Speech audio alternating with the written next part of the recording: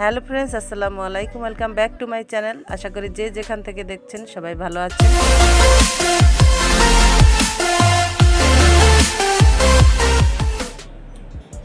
রান্না করার জন্য এখানে আমি ইলিশ মাছ কেটে ধুয়ে নিয়েছি। এখন পানি ঝরিয়ে এর মধ্যে আমি সামান্য পরিমাণে লবণ, হলুদের গুঁড়া হাফ চামচ পরিমাণে, মরিচের গুঁড়া হাফ চামচ পরিমাণে দিয়ে মেখে নেব ভালোভাবে।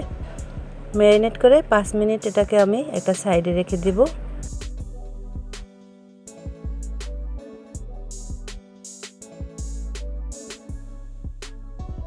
আর এখানে আমি একটা আস্ত ফুলকপি স্লাইস করে কেটে নিয়েছি, বড় বড় টুকরো করে নিয়েছি। আর এটাকেও আমি ধুয়ে রেখেছি। এই যে দেখতে পাচ্ছেন টুকরোগুলো কত সুন্দর। আর ফুলকপি দিয়ে ইলিশ মাছ রান্না করলে কিন্তু খেতে বেশ লাগে। আর এদিকে আমি একটি ফ্রাই প্যান চুলায় গরম দিয়ে এর মধ্যে আমি সাদা তেল দিয়ে দিলাম পরিমাণ মতো। ফ্রাই প্যানে রান্না করলে তেল একটু কম লাগে। আর আমি ম্যারিনেট করা মাছগুলো তেলের মধ্যে ভেজে নিচ্ছি। সবগুলো মাছ আমি এই ফ্রাই প্যানে দিয়ে দিচ্ছি তেলের মধ্যে। তো মাছ ভাজতে ভাজতে বন্ধুরা, তোমাদের সাথে আমি বলে রাখছি, আমার চ্যানেলের সাথে যারা এখনও যুক্ত হওনি, প্লিজ আমার চ্যানেলটি ভিজিট করে সাবস্ক্রাইব করে নিও। আর একটি লাইক দিতে ভুলো না। ভিডিওটি যদি তোমাদের একটু উপকারে আসে, ভালো লাগে, তাহলে অবশ্যই ফ্রেন্ডস এবং ফ্যামিলির সাথে শেয়ার করে দিও। আর এখানে আমি মাছগুলো কিন্তু ভালোভাবে উল্টে পাল্টে ভেজে নিচ্ছি। আর এরকম তরকারি দিয়ে, ফুলকপি বা সিম বা যে কোনো তরকারি দিয়ে এই মাছ রান্না করে খেলে কিন্তু বেশ দারুণ লাগে। যেহেতু এখন শীতের দিন, তাই সব ধরনের কিন্তু শীতকালীন সবজি পাওয়া যায়। আর বিভিন্ন ধরনের মাছ দিয়ে এটাকে রান্না করে খেলে বেশ ভালোই লাগে।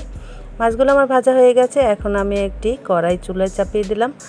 আর এদিকে আমি এর মধ্যে সাদা তেল আর মাছ ভাজার পর যে তেলটা ছিল সেটাও দিয়ে দিয়েছি। তেলটা একটু গরম হয়ে আসলে আমি এর মধ্যে কুচি করে রাখা পেঁয়াজ এবং কাঁচামরিচ দিয়ে দিচ্ছি। পেঁয়াজ কাঁচামরিচগুলো আমি তেলের মধ্যে একটু ভেজে নেব।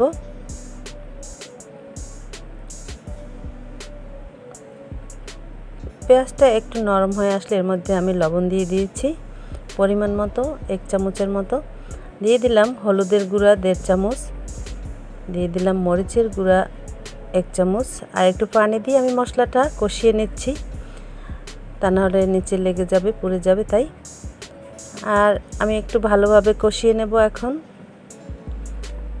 একটু কষিয়ে নিয়ে আমি এর মধ্যে দিয়ে দিচ্ছি ফুলকপিগুলো ভালোভাবে মশলার মধ্যে ভেজে নিচ্ছি। মশলার মধ্যে ফুলকপিগুলো ভাজা হয়ে গেছে দেখতে পাচ্ছ বন্ধুরা। এখন আমি একটু এর মধ্যে পানি দিয়ে অ্যাড করব।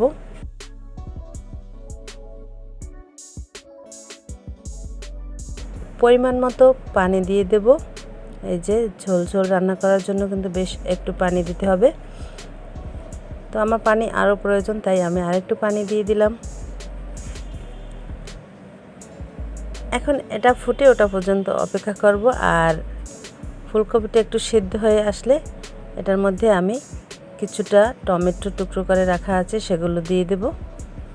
এই তো 2 থেকে 3টা আমি টমেটো কেটে রেখেছিলাম এভাবে স্লাইস করে, আর এগুলো দিয়ে দিচ্ছি। টমেটোটা আগে দিলে হয় কি, টমেটো একদম সিদ্ধ হয়ে গলে যায়, তাই একটু পরেই দিয়েছি আমি। যেহেতু ফুলকপিগুলো এখন একটু সিদ্ধ হয়ে গেছে, তাই এই পর্যায়ে আমি টমেটোটা দিয়েছি। আর এভাবে দিলে টমেটোটা একটু আস্তে আস্তে থাকে, ভালো লাগে খেতে। এখন আমি এর মধ্যে এই যে ভেজে রাখা মাছগুলো দিয়ে দেব। এই যে একে একে ভেজে রাখা মাছগুলো আমি সব দিয়ে দিচ্ছি। এখানে কিন্তু শুধু মাছ না, কান, লেজ সবই আছে। তো এই তো আর একটু সেদ্ধ করেই এটাকে আমি তুলে ফেলবো। এখন এটা সেদ্ধ হতে আর একটু বাকি আছে, তাই আমি একটু ঢাকনা দিয়ে ঢেকে দিচ্ছি। তো ঢাকনাটা তুলে এখন আমি দিয়ে দেব ফ্রোজেন করা আমার ধনেপাতা কুচি। আমার চ্যানেলে কিন্তু ধনেপাতা সংরক্ষণের একটি ভিডিও আছে, চাইলে আপনারা সেটা দেখতে পারেন। আমি আই বাটনে দিয়ে দেব। এই যে ধনেপাতা কুচি থেকে আমি কিন্তু অনেকটা পরিমাণ দিয়ে দিচ্ছি। শীতকালীন সবজি মাছের সাথে যদি ধনেপাতা না দেওয়া হয় তাহলে কিন্তু ভালো লাগে না। আর এই যে আমার রান্নাটা কেমন হয়েছে অবশ্যই জানাবেন কমেন্টস করে। আজকে এখানেই বিদায় নিচ্ছি। আল্লাহ হাফেজ।